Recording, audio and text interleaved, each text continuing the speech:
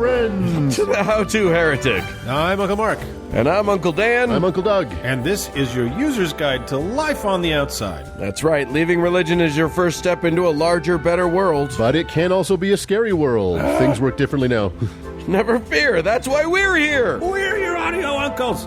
And with help from good friends and experts in all sorts of fields. We're going to share the stories and seek the knowledge to build a great life. After all, thank God you only get one, so you better make the most of it. Toorah, yay.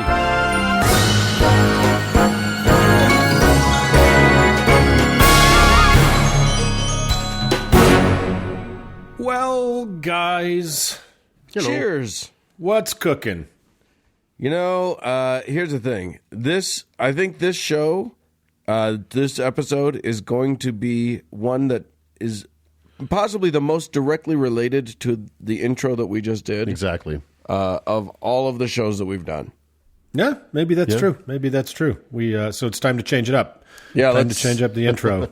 Yeah, now that it's become accurate, we have to move on from that because that's not our brand. It has achieved completion. Right. It's time to move on. Well, so episode 111, Doug, you got something to say? Yeah, I'm gonna start us out by talking about what you hear when you play a record backwards. And I am going to talk about the longest thing you can think about, but you're still wrong. Is it a baseball game?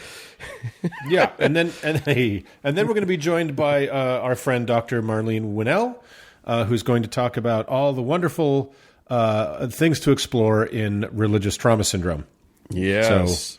So, what a delightful conversation that is. We're all fine. We're good. Yeah, don't worry. We're not. We all have therapists. It'll be okay.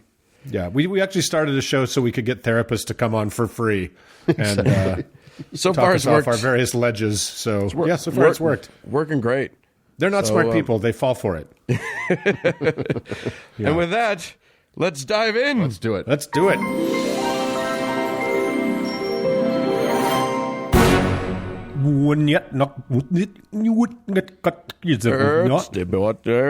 It's getting up. Well, thanks, guys. Actually,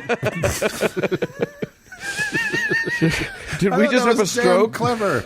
Did we just have a collective stroke right then? I like it. well, I'm just going for it.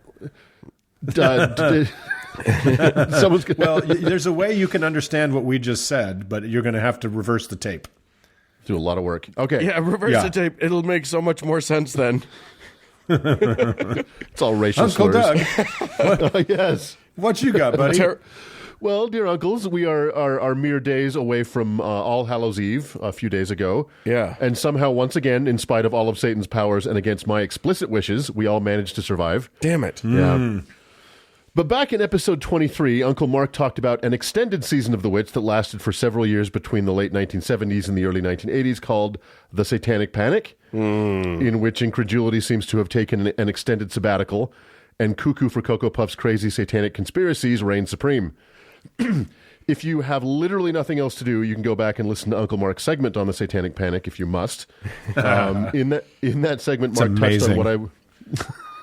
It's amazing. You say so. I'm a totally objective listener after I've recorded my stuff. Mm-hmm. During that segment, you touched on a little bit what I'd like to talk about today, but because you did such a piss poor job of it, I have decided to revise and extend your remarks. All joking aside, guys, the quality of the show has really gone downhill since you started letting me host. Yeah, I know. I don't know what you were thinking, but as of the first of this month, I have squatters' rights, so you're stuck with me. Yeah. During that very bizarre time, Satan was feeling his oats and had worked his way into books, games, movies, television, and music. And it's the music, and a very specific part of that music I want to talk about. Now, all three of us lived through the Satanic Panic to one degree or another. Yeah.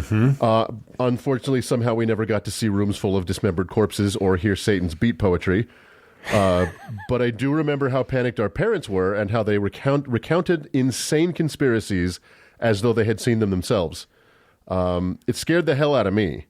But there was, however, one element of the panic that was so stupid and such an obvious stretch that even my 9-year-old brain said, I don't think that's true. I want to talk today about backmasking. So, Yay! Backmasking actually refers to a technique in music recording wherein a lyric or musical note is played backwards to create an original sound that is included in the regular forward play of the music or song. Okay. This technique was first popularized by the Beatles during their Revolver recording sessions, most prominently on Tomorrow Never Knows, which Uncle Dan still refuses to let me play. Right. I'll let you play almost any of the Ringo songs. They're not copyrighted. He didn't do that. Yeah. He'd be so happy to have him played. Yeah. Octopus's Garden, fair game. I'm a Ringo fan. The Beatles would go on to explore this technique, but more on that in a minute. Many other bands have had fun with this. Think Peekaboo by Susie and the Banshees or Give It Away by the Red Hot Chili Peppers. But the backmasking we're talking about is the supposed intentional hiding of messages in songs that can only be heard when played backwards. My sweet Satan, that sounds scary. Right. Back in the day when most people listened to music on records, one can simply use your finger to push the record backwards. However, over time, this would damage both your needle and the record, which is how Uncle Mark destroyed his original cast recording of Seven Brides for Seven Brothers. That's true. Yeah. It's true. There's a lot of messages in there. Messaging in that one is particularly good. It's Seven Husbands for Seven Brothers. That's what turned me gay. What made me a gay. Dun, dun, dun.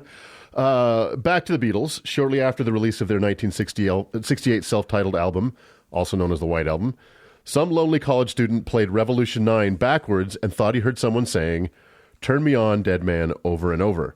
Now, if you play that song backwards, really listen, and most importantly, smoke a ton of weed, you can hear it.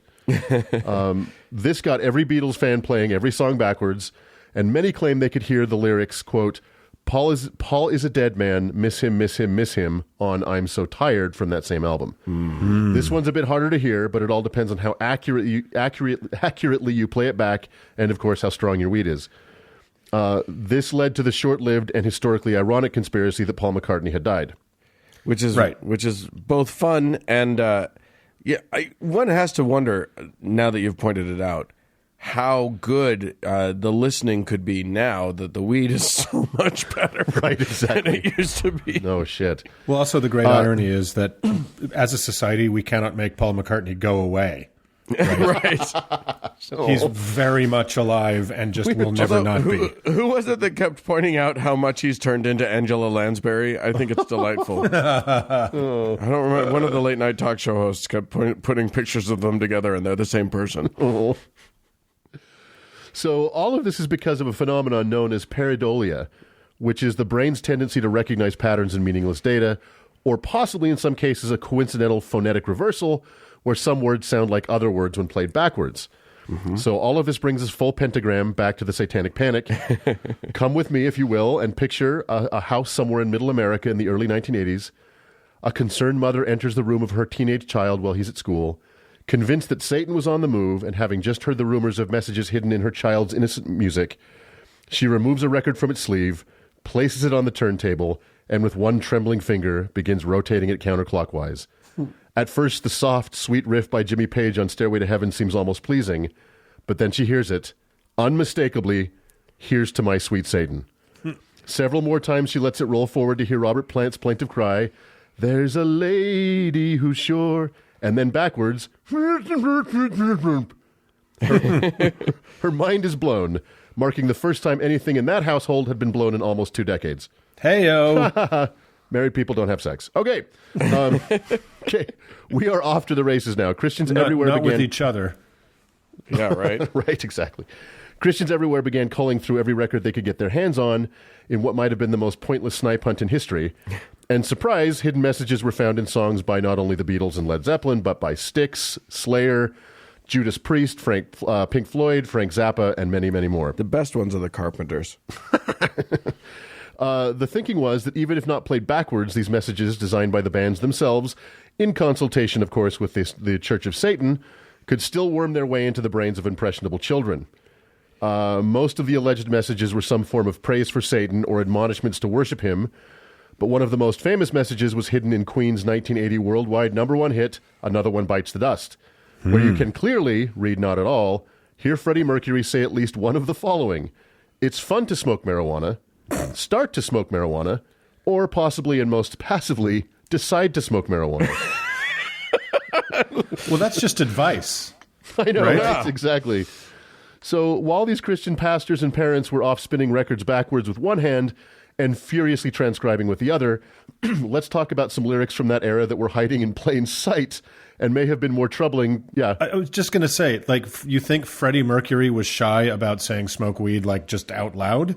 I know, exactly. Yeah. And and also, like, even if they had done this, even if they had crafted their lyrics such that when they sang them, if you played it backwards, it would be a specific message that they had, like, if they had gone to all of that trouble. Yeah. We're supposed to be able to understand the hidden message going backwards? So the hidden message going backwards somehow got its way into your brain, yet these following lyrics didn't seem to bother these people as much. So how about this from Aerosmith's 1975 hit, Walk This Way? Quote, I met a cheerleader, was a real young bleeder all the times I can reminisce. Ah, the best thing lovin' with her sister and her cousin started with a little kiss like this. I bet you guys have sung that lyric 1,000 times without realizing what you were saying. It's just, yeah, that's a great point. Yeah. Just be offended by the songs going forward. They were you working don't hard have for to you. turn them around. How about this from the Knack's 1975 My Sharona? Quote, never gonna stop, give it up, such a dirty mind, I always get it up for the touch of the younger kind.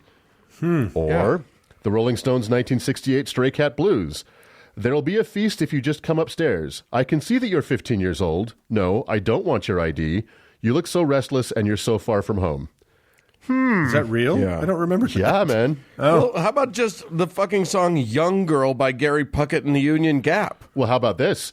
Lastly, from conservative darling Ted Nugent's 1981 Jailbait, quote, well, I don't care if you're just 13. You look too good to be true. I just know you're probably clean. There's just a little thing I got to do you. Oh, my God. Wow. It's all okay. Why is he not in jail? Now I hate all just, men. Why is he not in jail just on that lyric alone? That is Yeah, but crazy. yes, Christians, let's fret over Queen's polite recommendation to try weed and ignore the Nuge's enthusiastic endorsement of statutory rape. Yeah. Fine. All of this desperate searching and deciphering of hidden backward messages in music while ignoring what's in plain sight reminds me of an episode of The Simpsons where the neighborhood kids, unsure why their newly sexed up parents are all going to bed early, come up with this conspiracy voiced by Milhouse. Here's what we've got. The Rand Corporation, in conjunction with the Saucer People, under the supervision of the reverse vampires, are forcing our parents to go to bed early in a fiendish plot to eliminate the meal of dinner. We're through the looking glass here, people. So, this all seems pretty harmless, but in the early 80s, the shit got real. Fundamentalist Christian groups, including the Trinity Broadcasting Network, went all in trying to stop the epidemic of hidden messages in music. And in 1983, California passed a bill which made the distribution of records containing undeclared backmasking messages illegal because they can, quote, manipulate our behavior without our knowledge or consent and turn us into disciples of the Antichrist. Wow. That was in a bill passed by the California legislature. Wow, that's impressive. That is some impressively bad thinking. Also in 1983, the Arkansas legislature unanimously passed a law requiring that records that had any kind of backmasking include a sticker that read, quote, warning, this record contains backward masking which may be perceptible at a subliminal level when the record is played forward. Did anyone bother to test if any of this was perceptible at a subliminal level? No. This second bill in Arkansas was eventually vetoed by Governor Bill Clinton, which proves the entire conspiracy. Right. Well, that's true. Now suddenly it all makes sense. As late as 1990, the band Judas Priest was sued because it was said there was a backward subliminal message in their song Better By You, Better Than Me, which consisted only of the alleged words, do it. The suit claimed that the message led two teens in Sparks, Nevada to attempt suicide instead of, being from Sparks, Nevada. No, wait. Was the suit filed by Nike? Because it feels like they're the ones that It was are copyright being... infringement. It's copyright infringement, yeah. Yeah. The suit was eventually dismissed. So, oh my God. This small and pointless chapter of the Satanic Panic basically fizzled out with the introduction of the compact disc. Yes, Satan was once again defeated by his oldest and most formidable foe, obsolete technology. Right. But True. That's not the end of my blockbuster investigation. Ooh. I decided to turn the tables on these panicky religious zealots by finding the hidden messages in their sacred songs. Yes. So I set about my 7-month-long investigation to discover all the hidden messages in the hymns of the Mormon Tabernacle Choir. Yes, correct. You are correct. Prepare to be astounded. So, Doug, maybe we shouldn't do this. Maybe we shouldn't. We're doing it. Oh. It turns out that played backwards. Honestly, sorry, I am going to interrupt. Yeah. If this show ever stopped to ask what we should or shouldn't do, we would no longer have a program. We would have got past episode 3. So, well, we're just going to piss off some pretty dangerous people. That's all I'm saying, guys. So, I'm ready for it. Yeah. You're in Canada. You're fine. I know.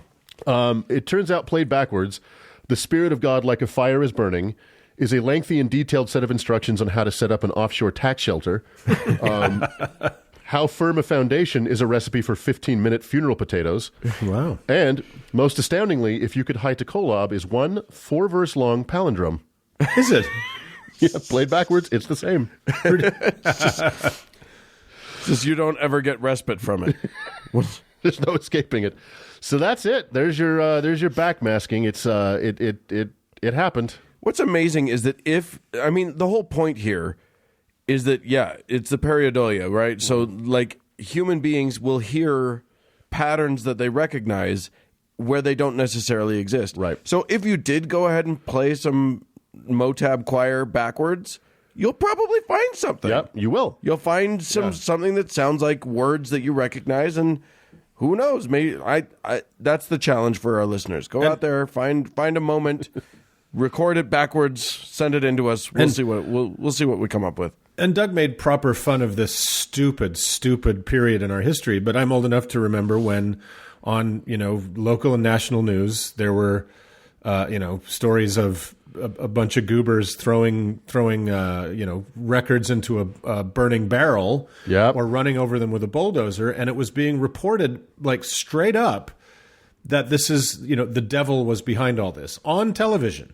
And it was an insane time in our country it's still kind of resonating, but this stupid thing was taken as seriously as a heart attack by people who should have been getting electroshock.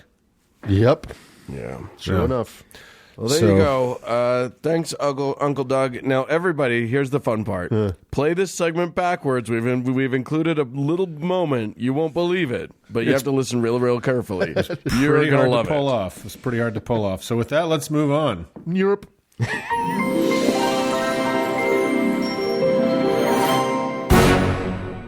Uncle Dan? Hey! I'd sure like to tease you with something here, but I don't know what to say. Well, that's okay. Here's what I want to talk about, and I think that Uncle Mark will have a treat for us. Yeah. If I want to talk about, I don't know either. Well, you know what, guys? We're going to have a lot of time to talk about it. Here's what I want to talk about. The improv here at the How to Heretic. What I want to talk about is Mark, right before we start recording, saying, hey, don't give away the whole blank thing about my upcoming segment. And go. And go. And then we go. And since it's a one-word thing, good luck. Yeah, exactly. So, hey, Mark, what the fuck are we talking about? Over to you, Uncle Mark. Well, I set you guys up for some real success there. So, it's bad night at the improv here on How to Heretic. So, let's get to it. Guys, I want to talk about things that are long, and I'll pause for you two to make some kind of dick joke here. Boing. Things that take a lot of time. So, you guys read books? Do you like books? Are those things that sometimes they make I'll take that as a no. of? So, what's a really long book? How about War and Peace, which is Leo Tolstoy's archetypal doorstop? It's 1,440 dense Russian pages, pretty long. Oh my God. Yeah. Or how about Infinite Jest, my own literary Waterloo? It's a thick 1,104 pages.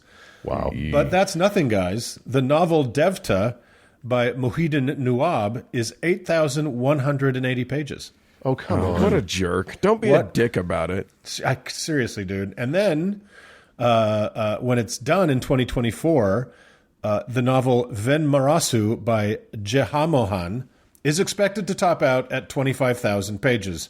My God, reading that would take like forever, right? So, okay, you don't like books. How about the longest movies ever? Well, we've all seen some long ass movies. The actual record goes to one called Logistics, and it's an experimental epic where a piece of technology is followed backwards from retail sale through delivery and manufacturing, filmed in real time. You'll want to have a good pee before you take your seat because it's over 35 days. Yes, days long. So that's obviously insane. Wait, what's the piece of technology? It was like a GPS, like some GPS thing. It was just this random, some Danish people got a grant and there it happened. So that's crazy. Wow. How about more familiar works? Well, Andy Warhol made an unwatchable, weird film about two parents being attracted to their own son called Imitation of Christ.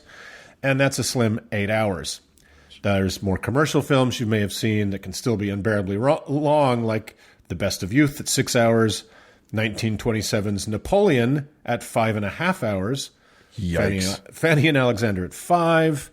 Like 5 hours would be impossible for almost anybody to sit through. 5 hours in a seat in a theater, no intermission. I mean, Star Wars Attack of the Clones was 2 hours and 22 minutes, but it felt like I was stuck in the 9th level of Dante's Hell. Right. Where the cold and the darkness almost make time stop. Okay, so enough about movies. Let's talk about crazy long times, okay? So the reign of the dinosaurs ended rather suddenly 65 million years ago. And to put that in a more human frame of reference, that's 23,725,000,000 days ago. And before the dinosaurs' reign on Earth, their reign on Earth before that was 160 million years long, which is a brief 58,400,000,000 days. Well, minus 3, because as we know from Genesis, God created the Earth on the third day. So speaking of the creation of this dusty old Earth itself, began to form 4,375,000,000 years before the first thing we would call a dinosaur broke out of its egg so very long ago, meaning the Earth is 1,596,875,000,000 days older than the first dinosaurs. And then if you recall that the event we call the Big Bang happened more than 9 billion years before our very ancient Earth started to form. So we're getting into some crazy big spans of time here, right? According to you. Yes, well, Dan experiences time quite differently. Dan is the Highlander. He lives forever. There can be only one Dan. Yeah, it's like the Pope. There can be only one. So Is he the Highlander from Highlander 1 or Highlander 2? Because there is a big difference. yeah, Unfortunately, I'm the Highlander from the series, which is really unfortunate. Even That's worse. Not good. Wasn't that Sorbo? No, who was the Highlander in No. this? No. God, It who was a that? Sorbo-like person. It was, it was Sorbo-esque. Sure. Sorbish. Sorbish. So anyway, if you say your prayers to the particular god of the family you were born into by geospatial happenstance, you never masturbate, never want anything that isn't yours, and very importantly, never ever just say one very important person's name whenever you're really mad, and on top of that, you're just really lucky, you can go to a magic place where you never grow old, and all your pets and your grandparents are there, but none of the people you hated or who prayed to an ever so slightly different version of the same God you did are there, nor is anybody who got divorced or accidentally chewed a wafer that magically turns into 2,000-year-old Jew in their mouth. So that's awesome for you, right? And how long do you get to be in this place? Well, forever, silly. How long is forever, you may ask? Well, it's more years than all the pages of War and Peace. It's more days than all the hours of all those movies added up. It's longer than the time the dinosaurs ruled the Earth, and longer than the trillion-plus days before that when the Earth had yet to meet its first dinosaur. It's even longer than the billions of cosmic years leading all the way back to the very first moment we know anything about, the Big Bang. In fact, it's all those oceans of time added up, multiplied by 4, then multiplied by 26, then multiplied by 1,000,000,000, then by 1,000,000,000,000, then 500 million trillion billion, then multiplied by infinity. That's how long. For fucking ever. So, take the age of the known universe since the Big Bang. So that's 13.7-ish billion years. Treat that as your single unit of time. It's like your new minute, right? And then be a living being experiencing an infinite number of those units. That is the experience of forever. So think of it this way. Have you ever gone on an amazing vacation, but it ends up being 2 days too long, and the novelty's worn off, and you're tired of the food, and you're just sunburned and bored and spent, and these 2 days feel like forever. Yeah. Now imagine those 2 days going on forever. But it gets even worse. In our mortal lives, maybe up to half of your 24-hour day can be taken up by dealing with living in a body. So that's eating and sleeping and washing and shitting and pissing and acquiring food and cooking it, etc. And in most Christian tellings of heaven anyway, we are no longer slaves to our mortal bodies. And good news for Mormons who may not be so white, you will be. So no eating and no sleeping. That's fucking great because your conscious eternity just effectively doubled. Right. Hooray. Yeah. Oh, more of the same. I can't even. There's no peace in sleep. To be quite honest, two of the only things I look forward to in life Right, yeah, are eating and sleeping. Yeah, they're gone now because you were good. So in case you missed the subtlety of the build-up to this notion of an infinite lifespan free from want and worry and illness or age, you may also have missed the subtlety of the heavens we reward our most generous patrons with, that being that the religious idea of eternal life sounds very much like hell to anyone that thinks about it. And indeed, that hell is a far more fleshed out and developed idea than heaven by a lot. Yeah, it's so funny because basically the heaven promise isn't about anything specific. It's not about like what's going to happen or what you get to do or any of that stuff. The heaven promise is simply that you don't have to be afraid of dying. That's kind of it. Right? That's the entirety of the game. Right. So I want to chat about this preposterous, undeveloped, underexplained idea that convinces people, and these are people that every single one of the people listening to this podcast know personally, that convinces them to sacrifice so much freedom and happiness, and often that of their children in this very finite life, for a vague promise of an all-inclusive staycation with nary a rainy day forever on the other side. And remember, people are killing and dying over the idea of this highly exclusive, eternal Galt's Gulch in the sky. So let's chat about it a bit. I cannot get over how insanely simplistic and childish this idea is. Well, I mean, I've been just kind of trying to think about stretching moments out for, incredible lengths of time. I've been stuck at parties talking to somebody that I would have killed happily to get out of that conversation. Right. Right. I mean, there's just like this idea of like extending this out, this life forever and ever is of no appeal to me personally. I'm even tired of this conversation. Exactly. It's terrifying to me, right? It's so crazy. I mean, think of it this way. It's basically storage, right? It's like really, really nice storage, but it's a storage unit for people who gave up all the texture and flavor and pleasure and pain of mortal life to get stacked like firewood in eternal numbness as their reward. Now, wait a minute. You don't know that. Because the problem is we don't know anything about this promise. We don't know if it's numbness or if it's like eternal, just increasing cocaine levels of ecstasy or whatever. We know nothing about it. We don't even know how they propose it's possible. Yeah, but here's the thing. They don't know either. Right, I know. Because somebody would have told us. Yeah. Right.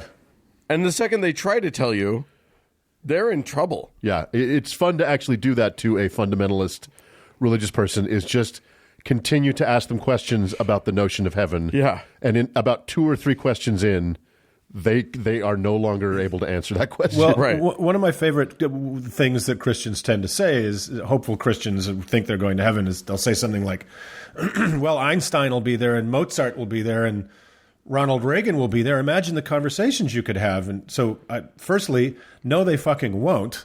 Not in most conceptions of holier-than-thou hideaway, right? It's just, it'll be full of more insufferable Christian pricks like yourself. So enjoy those conversations. And secondly, even if they were there, what makes them think they want to talk to you, right? Like, well, listen. Right, exactly. In an eternity, you're going to get to everybody eventually. Yeah, statistically, you're going to get to everybody eventually, and then what? Yeah, but imagine trying to enter that conversation. You know, you'd look like Ivanka Trump at that G7 conference where she was trying to worm her way in. Right. Like, Mozart and Einstein don't want to hear from me. Yeah. Right? Well, they're probably so fucking bored. Maybe they do. Yeah, I mean, the idea, the notion of like the thing that's going to be our saving grace once we're dead is the conversation. Yeah. Is to little avail. You can kind of do that now. Yeah. And most people that believe in heaven, I'm just going to go out on a limb here, are not super great conversationalists. All right, Right. Right. People who think that the Bible is literature are not great conversationalists. Well, and I'm sure this point is self-evident, but we only really experience joy about a thing because we can and have experienced its opposite. So pleasure and pain, Yeah, sweet we have a and- sweet baseline. and salty. Yeah. We all experience that first breeze of autumn and love it because it's the change, right? It's the passage of time and the changing of the seasons, which according to most Christians doesn't happen in heaven. It's just always a nice summer's day. Well, Right, yeah, so- I mean the whole idea, we talked last week about ghosts, and one of the things that I sort of just ever so slightly touched on, but really bears some investigation is what the fuck are we made of? Like what like we're non-corporeal now. We are spirit.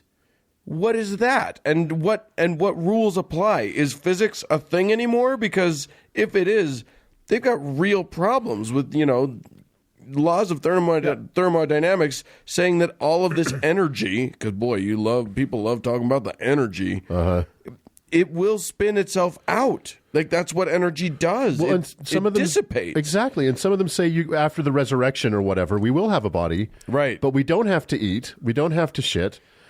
Why do I have a body then? Right. Right. And is it this body? Because these bodies, human bodies, are kind of crap.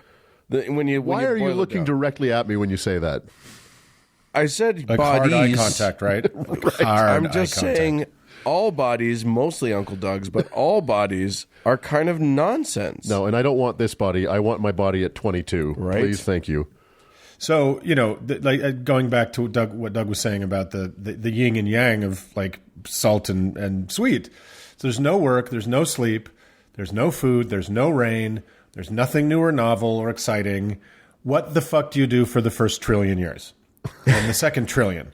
And then the trillionth trillion. Can you imagine how desperately you would yearn to return to that beautiful blink of a mortal life where you felt something like the rain on your face or hunger or falling in love or the agony of childbirth, and hitting yourself in the head with a hammer, like any fucking thing. It's just numbness. I mean, it's just eventually you would condemn yourself to whatever hell you could find just for something new. But I think once you're in, you're in. That's what's so terrifying about it is you can't get out. Isn't it interesting that, like, to my mind, the best heaven I've ever heard described isn't actually it's the lowest degree of heaven that Joseph Smith envisioned, which is because Joseph Smith had 3 different degrees of heaven, and then there were some degrees within those degrees. Yeah. But the lowest version, the telestial kingdom, he described as a glorified version of life on this earth. Yeah. And I thought, and then supposedly the other 2 get progressively better from there. But I'm just like, yeah, I mean, I guess life on this earth is pretty fucking great. Yeah. It's as good as we know how to do. I don't know. And so a glorified version of that, sure. That sounds better to me than anything else I've heard. Yeah, exactly. Yeah, the Mormons actually, weirdly, just by random chance, have kind of one of the more fleshed out heavens, Yeah. where there is some explanation of how this particular gated community works. But Except that it's fleshed out in the sense that, like, it starts with what we already know, and that's the worst version, and then all it tells you is, and then it's better. But it's better in that, like, it's because Joseph Smith shared the same kind of aesthetic as Saddam Hussein and Donald Trump. It's just more gold, Right. right? yeah, gold streets, gold palaces. It's wealth. Yeah. It's conspicuous consumption, which is like, fuck that. I don't want to go live in a gated community in Orange County forever. You get an all expense paid. It's all inclusive. So you get the buffet. You get the Italian restaurant as well. That's thrown in. But except all of this in most is included. In most Christian versions, you don't eat. Well, that's you're just free some from bullshit. it. That's just some.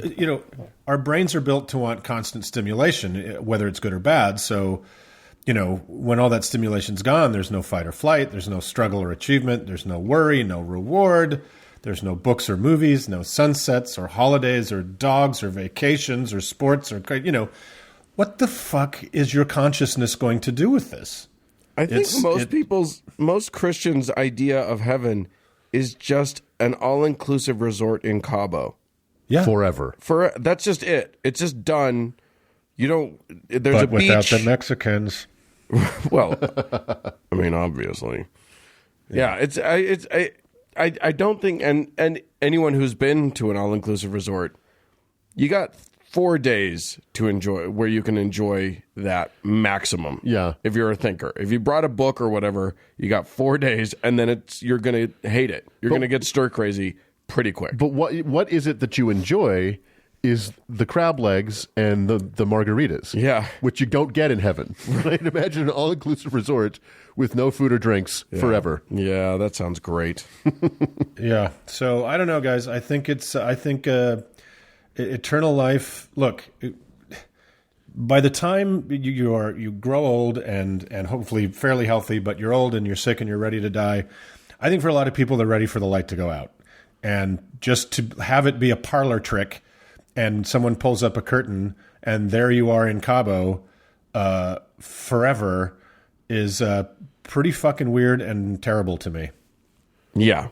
Yeah. So I mean, it's like someone sometimes says on the show, you only get one life that we know of, so you'd better make the most of it. That's right. It's the truth. So I think I have come out objectively anti-eternal life, and I know it's crazy, but that's the stand that's the hill I'm gonna die on this show. All right, fair enough. Yes, and if you're gonna die on a hill, dying is is a good hill to die on, I suppose. Yes. All right. Well, let's move on. This has gone on for an eternity.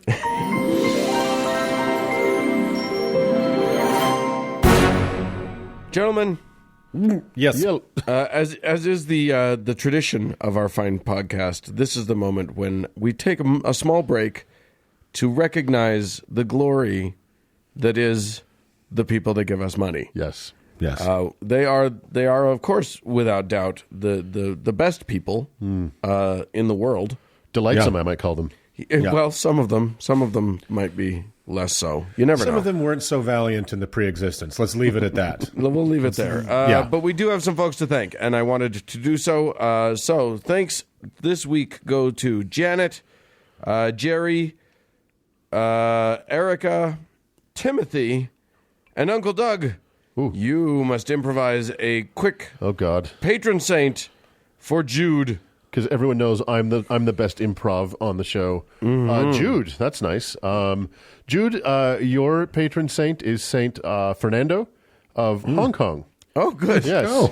They do have one or two of those there. Yeah, and he is the patron saint of pepper spray, brutal government repression of popular uprisings, and honeysuckle. Oh, that's nice. Yeah, there you go. Cool. Oh, a flower in there for good measure. Yeah. That's lovely. There you go. Hey, all of these people are kind enough to help keep us running by giving us some cash.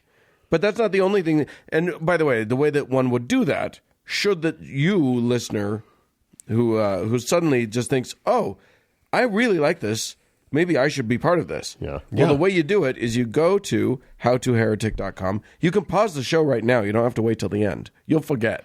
Yeah. So pause the show right now. Go to howtoheretic.com. It takes you. There's a link there. It takes you to the Patreon. You choose how much you want to give. It's as much or as little as you want.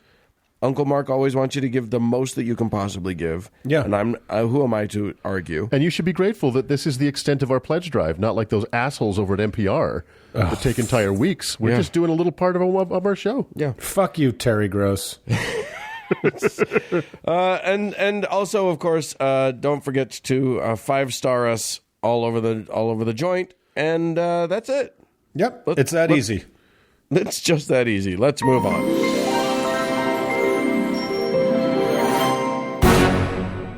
Hey, Uncle Doug. Uncle Dan. We used to be in a religion. I don't know if you remember that. Have you blocked it out completely, or do you remember some of it? Just when I close my eyes or when I sleep. Okay, Yeah. Cool. Well, for me, the crying fits have slowed at a steady rate ever since then, so I'm pretty pleased about that. But Uncle Mark, you have some aid for those who aren't as fortunate as we are to be free from the shackles of. That's exactly right, because the three of us, and if our listeners will know this, bear no trauma or scars from our time in under Moroni's trumpet, as I like to say. I mean, we're basically the healthiest people we know. That's why we're podcasters. Right. Only healthy people are podcasters. Oh God. So anyway, I'm good. So we have some help today for our friends out there who are still not as healthy as your three uncles are, because we're amazing. Yeah. We're very, very lucky to have on an expert in exactly this sort of thing today. And that is Dr. Marlene Winell, who's a PhD in human development and family studies and a licensed psychologist.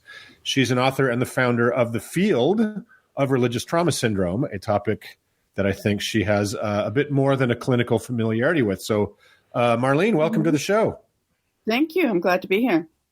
Yeah. So you share a little bit of our history in that you had some missionary activity, et cetera, in a former life.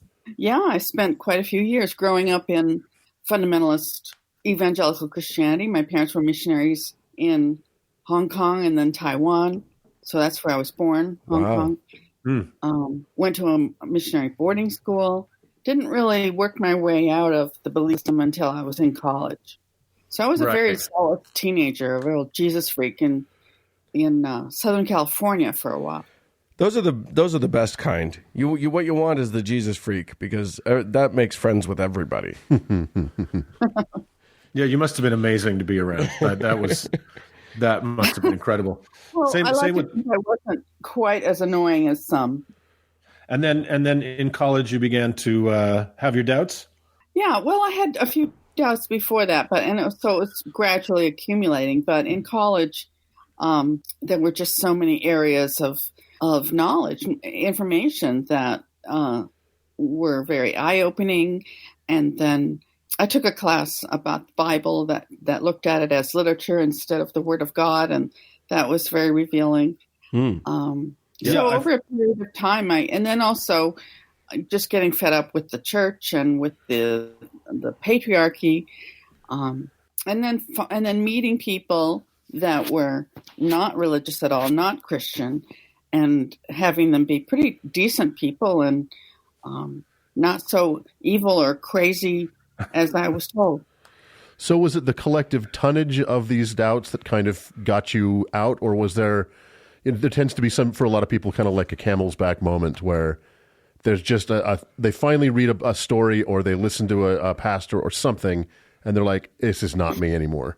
Did you have one of those moments, or was it kind of the collective experience? It was more of a collective, and I describe it as a combination of pushes and pulls, because the pushes being, losing faith in the Bible, so that's kind of an intellectual thing, and then things that happened in the church, like how excited everybody was that there was war in the Middle East and that was going to be signs of the end.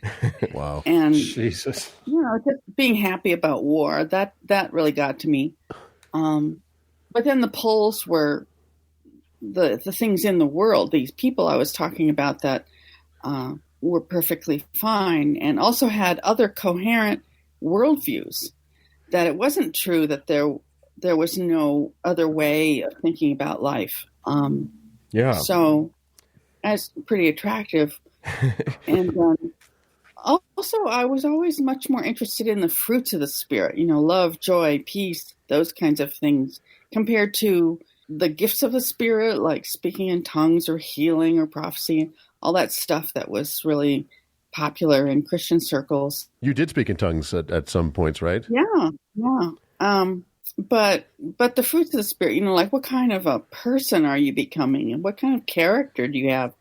and are you contributing anything to the world? That was always much more important to me. And I met people that were not religious at all who were like that. Isn't that amazing? The first time you look around and realize, oh wait, there are people who are good people. In spite of what I was told in all my life, there are people who are genuinely good and genuinely kind who believe entirely differently than I do. Mm-hmm. So and at this point, you finally get up the gumption to examine the world from a different perspective, to maybe leave your religion. But I mean, I think I think a lot of your work now has centered not around whether or not to leave, but sort of the aftermath of what happens when a person leaves their religion. Is that right? Yeah, definitely. Because I started studying psychology and became a therapist, and was much more interested in, okay, so how do you recover from that? How do you heal the damage? And what is the damage? What exactly happens to you when you are raised in that? And then how do you heal and grow after that?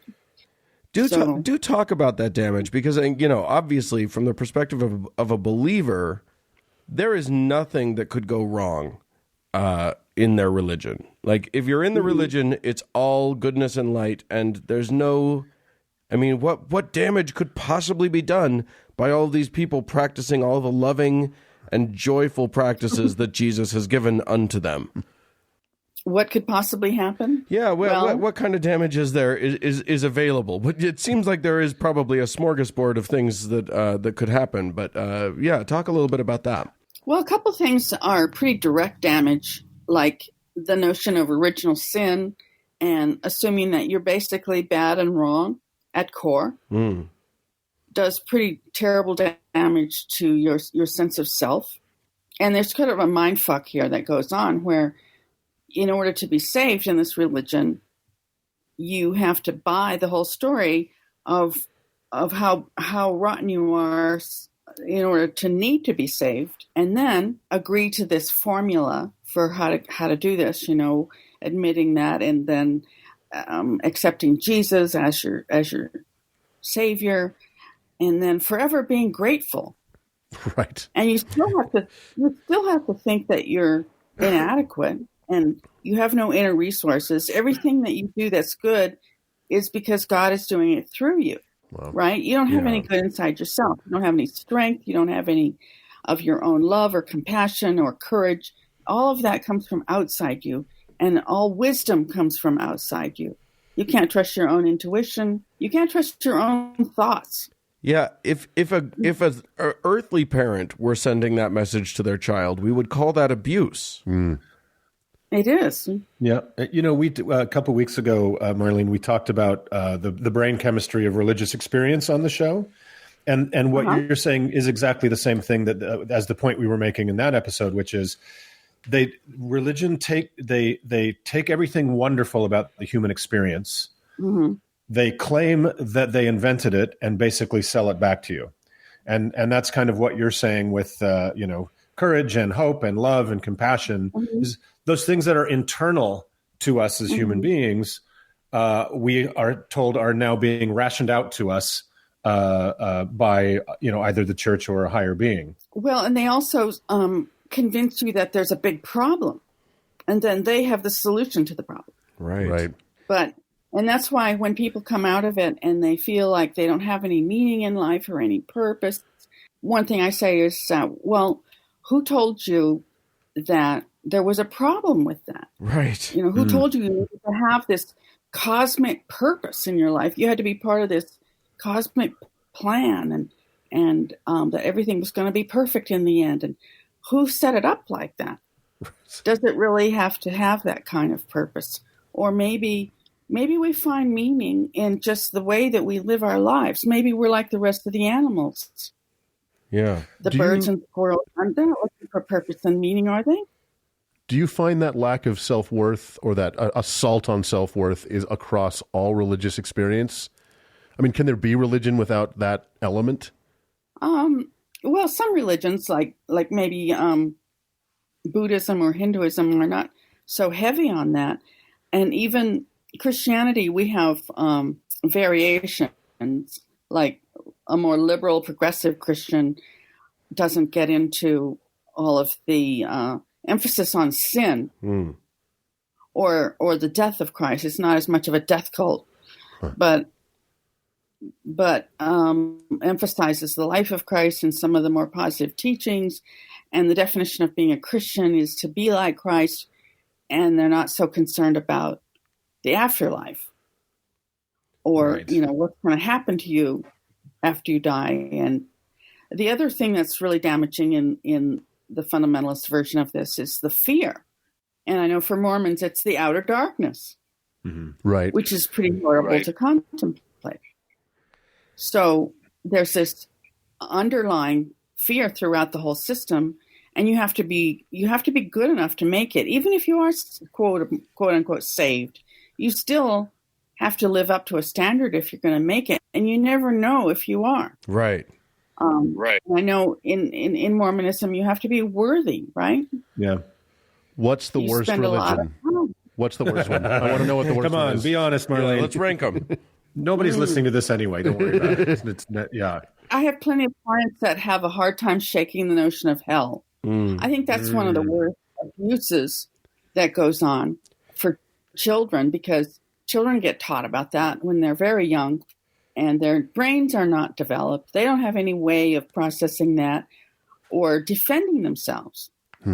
Yeah, that is a really messed up thing to say to a kid. Yeah, I agree. It's terrorism, and we've also done a couple segments on hell where we talk about, in my opinion anyway, as a society, we don't discuss enough that half the people that we come across every day look at us and think it's whoever we are, look at us and think it's completely fine, that the other half of people are going to be on fire forever.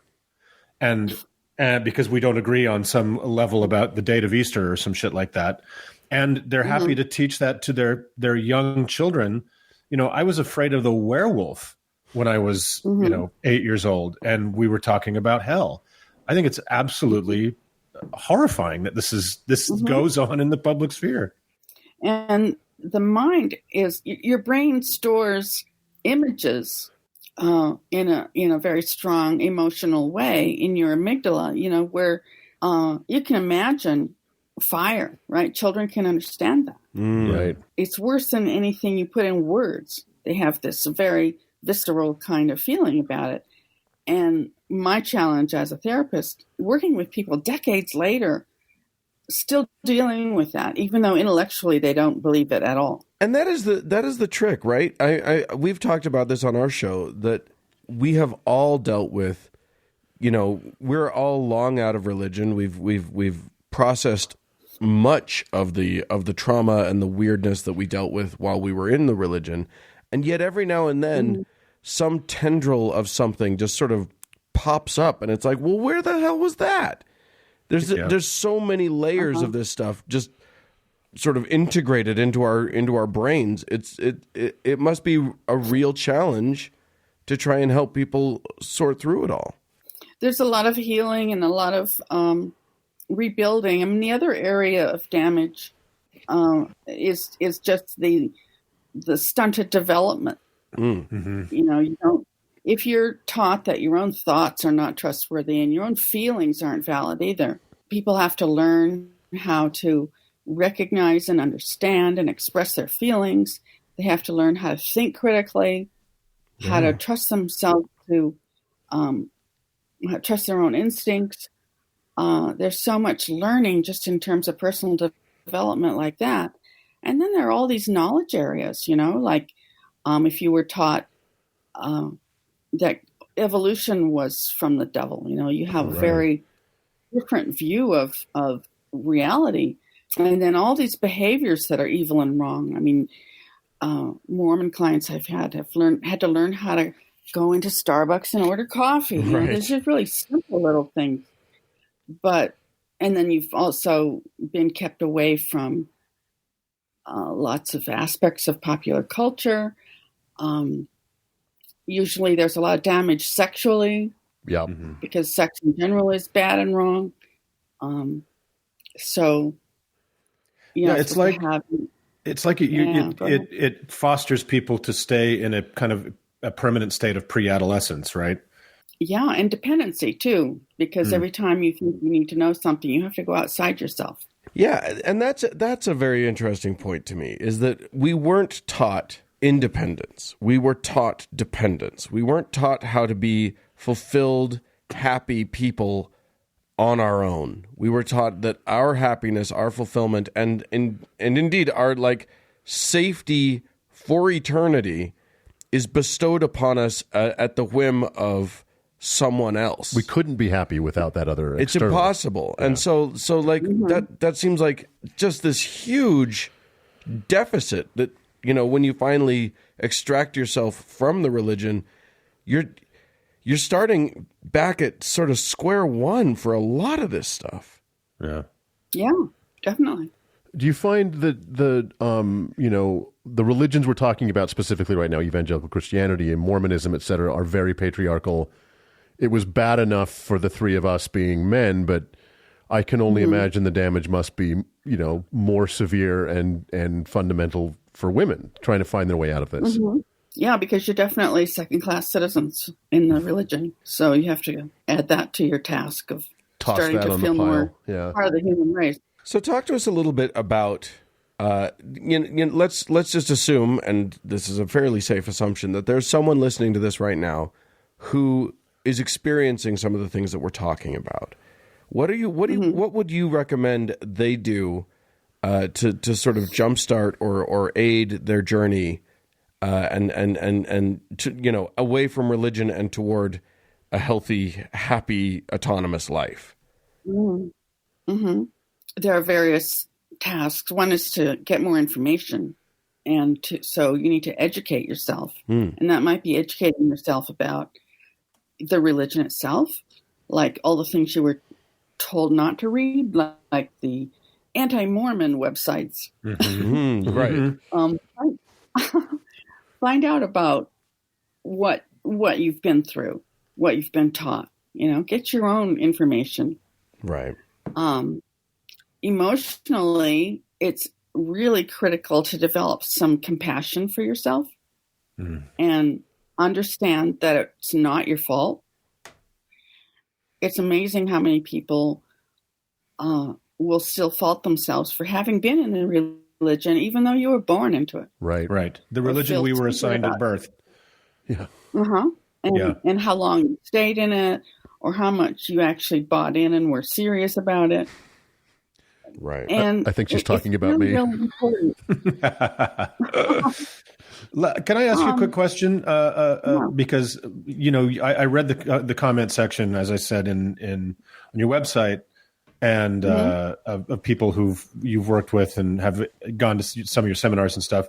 And it reads just like our emails. And the question that I think we get the most frequently, that I really struggle to figure out how to answer for people, because, you know, I'm an art school dropout and you're a psychologist, is specializing in the field, is community. Is people, they've come out of a high stakes situation where, as terrible as it might have been, community was built in and they were always part of it, and they're part of something. And now that's all gone. And I don't really have great answers for them about building community after faith. Yeah, and that's one of the illusions in the faith too, because the community thing is so strong. That also makes the religion feel true. Oh, interesting. Right. Because if that many people believe it and are working together and spending time together, reaffirming the same ideas every week, then it feels true. Totally. And it's hard to get that feeling in any other environment. So one thing to know is that the church community is like a package deal. It's a one-stop shop. Right. You get your meaning in life, you get your friends, you get to share values, you get to do activities.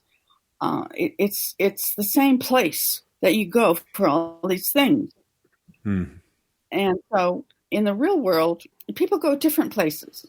Right. And when you kind of that, it helps because you can find out that you can have friendships in various ways. You can join other groups that are doing some of the things that you like to do, or you start thinking about all the things that you got at church, and you divide them up into different areas, and you it's okay to go different places for different things. It's more of a mosaic.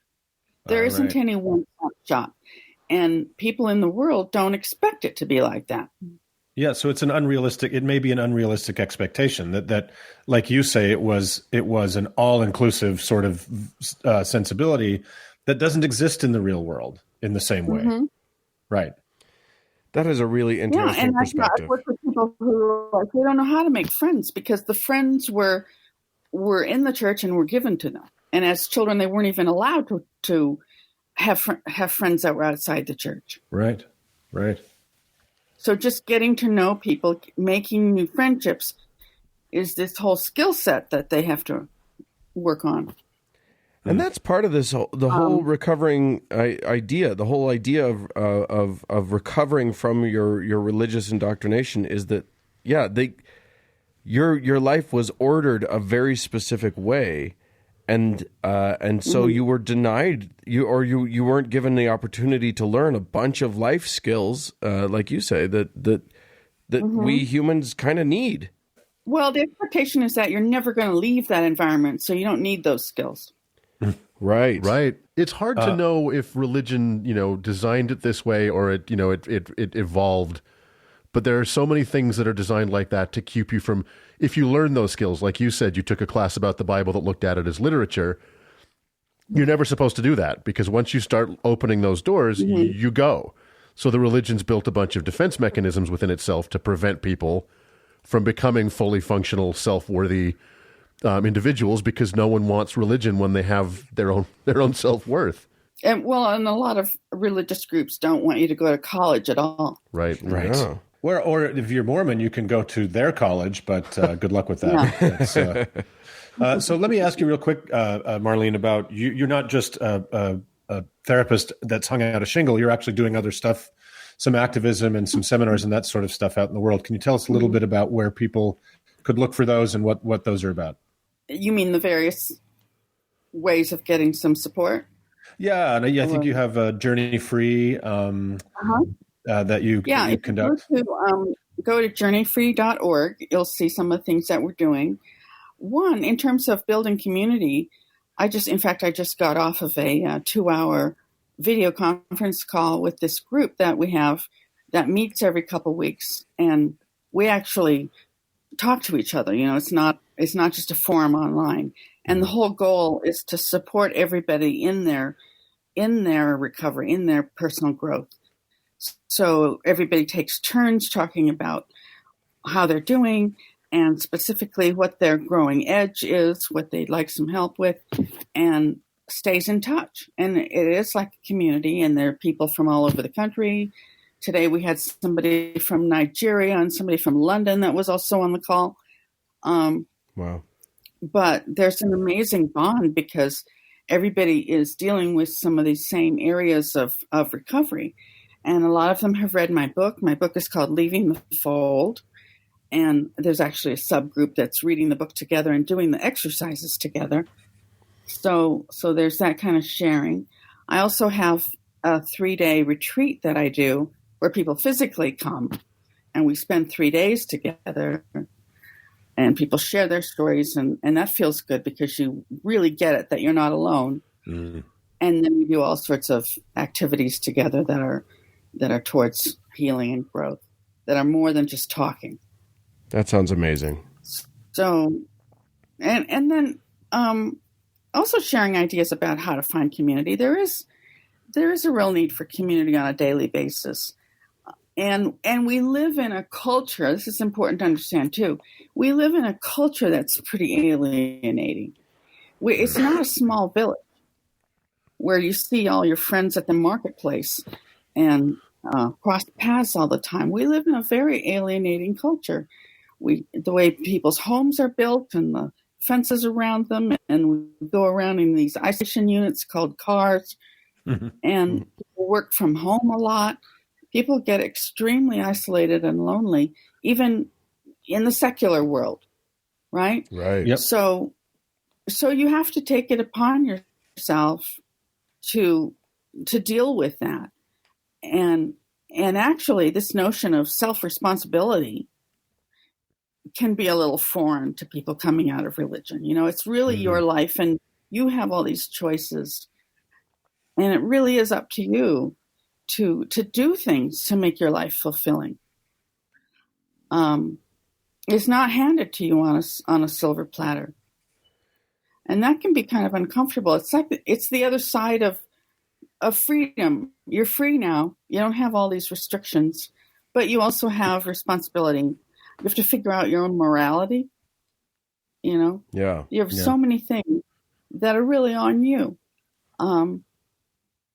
But if you get used to that and you accept that, it's like this existential dilemma thing where you have to accept that and then go with it and enjoy the freedom of it as well. Well, I love that. I think enjoying the freedom is about as good a place for us to close this off as we can get. So I agree. Beautiful. Thank you so much, Dr. Winell, for your work in this field. It's something that is vastly needed in a acceleratedly secularizing world. And thanks for talking with us. Oh, you're very welcome. It's been a joy. Thank you so Carry much. on the good work. Thank you. Well, Back at you. Yeah. if you say so. I'd like to believe we're peers of some kind. We're not. We're not. No, it's great. I mean, having you guys out there is, another way of people feeling like they're not alone and someone understands. And so super important. Well, that's the work. We'll all carry on. Thanks so much for coming on, Dr. Winell. All right. Thanks a lot.